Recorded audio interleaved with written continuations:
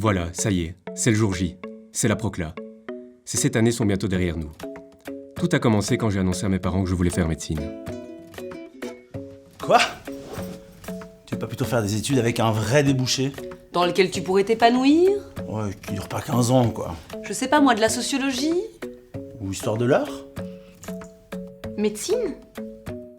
Mais enfin, d'où t'es venue cette idée? T'es sûr que tu vas y arriver? Il serait pas question que tu fasses 3 premières, hein? Mais enfin Dominique, si tu dis qu'il va y arriver, c'est qu'il va y arriver. Ouais. Tu nous feras des prescriptions alors? Et des certificats. Oh, ne t'inquiète pas, mon chéri. Papa connaît très bien Ellie et Marco. Champagne, c'est merveilleux! On va avoir un docteur dans la famille. Après ça, il ne restait plus qu'à aller s'inscrire. J'ai découvert mon campus. Il faut savoir que la fac médecine, c'est un peu comme les aéroports. C'est toujours en dehors de la ville et il faut y être 1 heure à l'avance. Par contre, on ne me l'avait pas dit. Alors, pour notre premier cours à 8h, je suis arrivé à 8h. J'ai vite compris qu'avoir une place, ça allait être compliqué. Du coup, le lendemain, je suis arrivé à 7h.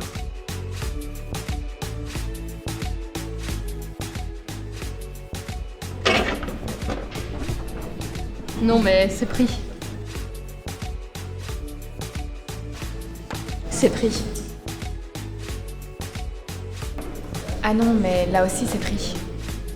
Dès les premiers jours, je me suis fait plein d'amis très différents. Mon père, il m'a dit, écoute, fais médecine, tu reprends ma consultation à l'âne, et si tu fais ce que je te dis, je te paye une mini, tu vois. Vous avez lu le cours d'anat, vous? Parce que tu sais quoi, il paraît que le prof, il met zéro si tu mets pas les œufs du carpe dans l'ordre. Bah du coup, moi j'ai été le voir, je lui ai posé toutes mes questions, mais non, ça va pas aller. J'ai lu le cours 5 fois, mais ça va pas aller du tout. Alors moi de toute façon ce sera neurochirurgienne pédiatrique ou rien d'autre. Je veux faire ça depuis que j'ai 10 ans. Je sais pas pourquoi j'ai fait médecine, j'hésitais avec commu, droit, solvay, pilote. Tous très sympas, hein, mais différents. Après, j'ai quand même dû aller chercher mes syllabes. Bon, la liste était un peu longue.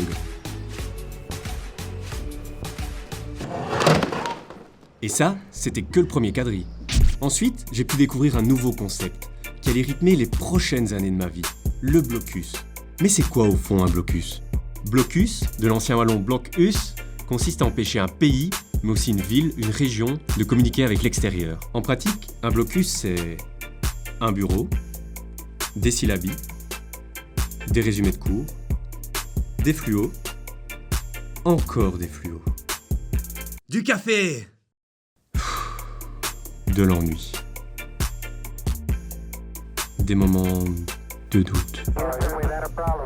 Et quand ça se finit, les examens commencent. Les examens. Avec les profs parano. Rappel! Afin d'éviter toute forme de tri sont interdits.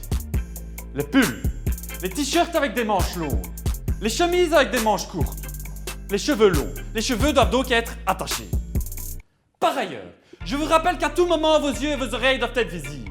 Veuillez donc enlever vos lunettes et tout appareil auditif intempestif. Enfin, veuillez faire passer en bout de rangée, et ceci dans l'ordre et dans la discipline, vos cartes d'étudiant, carte d'identité, permis de conduire, carte de banque avec copine et vos cartes de fidélité au prévert. Et oui, les crayons sont autorisés. Avec chacun leur méthode de cotation. Il y a bien sûr les questions ouvertes, et puis les fameux QCM. Concernant les MAP kinases. A. L'activation de ces MAPK se fait via l'activation des MAPKK tels que MEK3 et MEK6. B. Les MAPK activés par phosphorylation des thréonines 180 et tyrosine 182 iront ensuite activer les kinases MAPK APK2 qui par translocation nucléaire consécutive à cette activation pourront activer des facteurs de transcription tels que ATF2 qui pourront ainsi induire un collapsus de l'étudiant qui après la lecture de cette question ne pourra malheureusement plus être réanimé. C. La réponse C. D. Toutes ces réponses ne sont peut-être pas correctes, sauf si elles le sont. Une fois que j'étais méga blindé en théorie, je suis passé à la pratique. J'ai d'abord reçu un mail qui disait « Cher étudiant, le choix de stage s'ouvre dans 30 minutes et se clôture dans 40 minutes. BAV, Madame Schnupp, secrétariat des stages. » Une fois le stage attribué, je me suis présenté le lundi matin à 8h au badge. Mais c'était fermé. Du coup, je suis allé à la lingerie. Mais c'était fermé. J'ai attendu, quelqu'un est venu et m'a dit d'aller d'abord payer ma caution.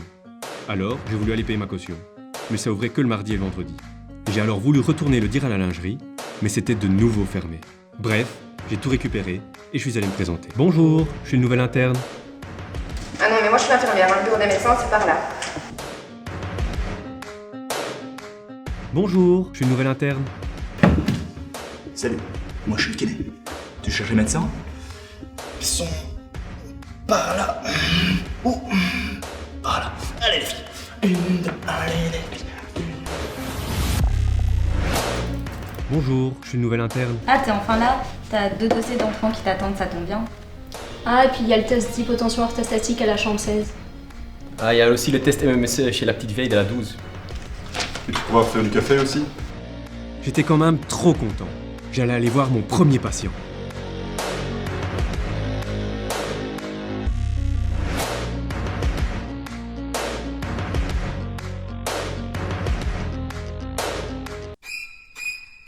Et merde. Après, j'ai eu la chance d'assister à mon premier choix de garde. Qui veut la garde du dimanche 26? Personne? Bon, on va tirer au sort.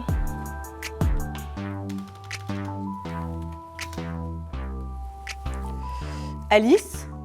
Ah non, moi je peux pas. J'ai le mariage du cousin d'un ami bulgare que j'ai rencontré en faisant un stage humanitaire en Afrique. Désolée. Bon, on retire au sort?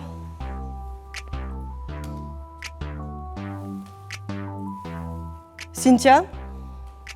Ah bah non, ça va pas être possible les gars. Enfin, je suis en Master 4, je veux dire, je fais plus de garde quoi. Ça va, au pire, je prends un jeudi. Facile. Bon, on va passer aux gardes de semaine, on refera les week-ends après. Le lundi 27. 1, 2, 3, 4. Ah bah ça va, on n'a pas fini trop tard cette fois-ci. Et évidemment, qui dit premier choix de garde, dit première garde avec son premier deck, qui peut sonner à n'importe quel moment. Oui, c'est bien le deck de l'interne. Il est 17h01 et on ne te voit pas aux urgences. Où es-tu? Les PG, c'est comme une boîte de chocolat. Tu sais jamais sur quoi tu vas tomber. Il y a le PG cool. Bon allez, il est 21h, il n'y a plus beaucoup de patients, tu peux aller te coucher. Au fait, n'hésite pas à passer par la cuisine, on a commandé des sushis. Le PG pas cool. Dis, ton dossier ça va pas du tout, hein. T'as mis admis aux urgences alors que c'est admis au service des urgences.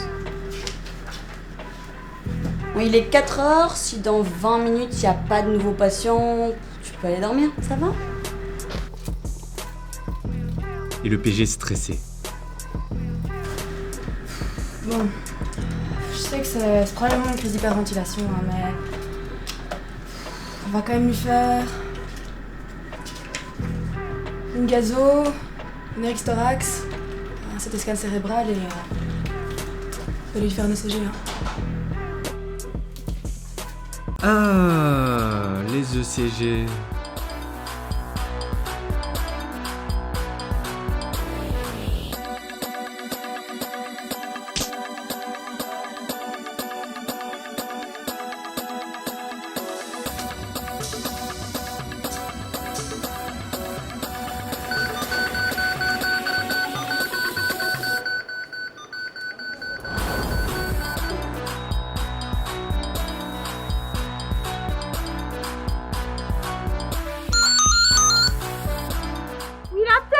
Il y a un constat de chute d'aller faire un psy. Ah oui, j'ai oublié de te dire. Faut traverser le parc.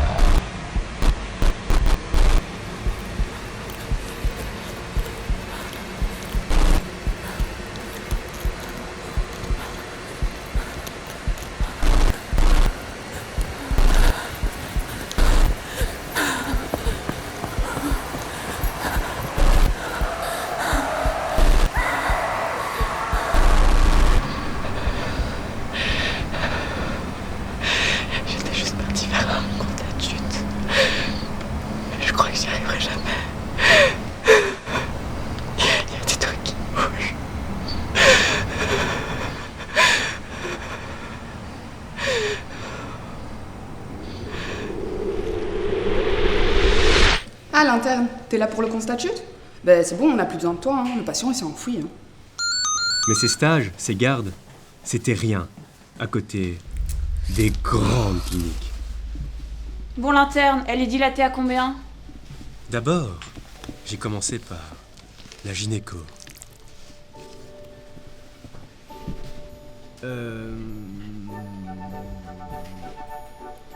Vas-y, pousse-toi. Bah, elle est dilatée à 3,46. 13 heures plus tard. Allez-y, madame, allez-y, poussez. Allez, on voit la tête. Allez-y, on est presque. Tenez, voilà, c'est un beau petit garçon. Bon, l'interne, toi tu récupères le placenta.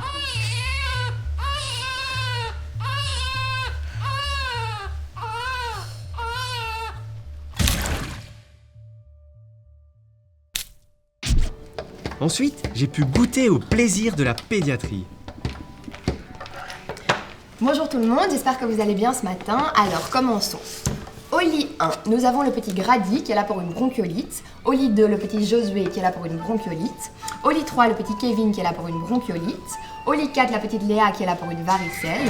Au lit 5, Alors, elle était comment sa gorge? Et t'as pas oublié ses oreilles quand même?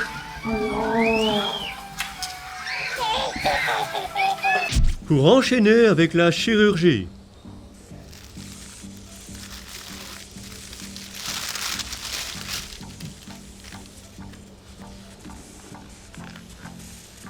Bon, on part sur une appendicite. Ah, l'interne, te voilà. Comment t'appelles-tu? Gaël. Ok, Frédéric, tu montes la table, tu vas nous aider.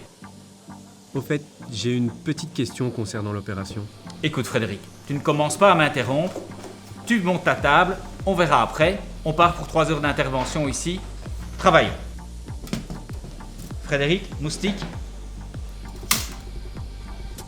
Allez, moustique. Mais enfin, Frédéric, c'est une pince à champ. Qu'est-ce que ça veut dire? Tu sais ce que c'est qu'une moustique quand même. Mais Frédéric, d'où sors-tu ça? C'est une louche. Ça n'est pas l'heure de la soupe. Allez, moustique.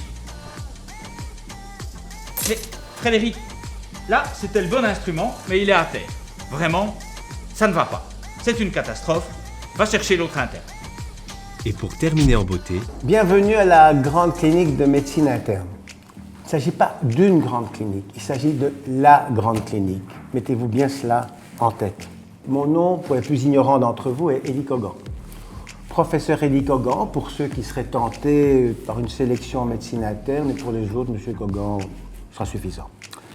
Pour venir à bout de cette grande clinique, il ne suffit pas de connaître le Harrison de la première à la dernière page, index compris.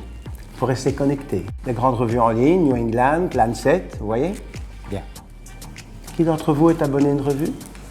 Non. Pas Paris Match, Marie-Claire ou Foot Magazine. Une revue, quoi. C'est pas gagné, hein. Bon.